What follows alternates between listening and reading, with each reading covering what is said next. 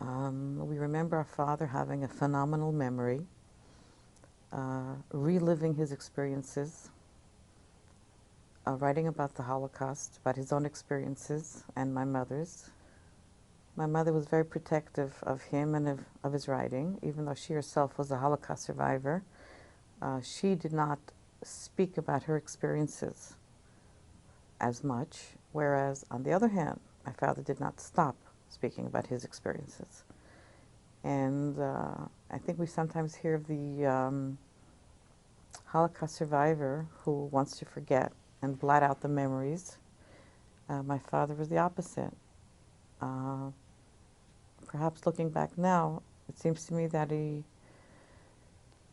spent 4 terrible, difficult, starving years in the Lodz ghetto from May 1940 to August 1944.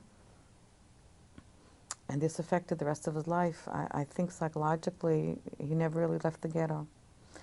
I remember, I think it was in the 60s, we were in the Catskills and we were waiting for a bus. And my father suddenly went to the side of the road, tore off some leaves, came to me and he says, "Du zeist, du sabak gegessen in ghetto." You see, these are the leaves we ate in the ghetto. And reading his books about Lodz ghetto, they ate beet leaves and radish leaves because unfortunately there was no food there. He was a good father. He was a devoted husband. But as I said, the main thing we remember was his dedication to memorializing the victims of the Holocaust. And my father basically devoted his whole life after the war to letting the world know what the Nazis did to the Jews.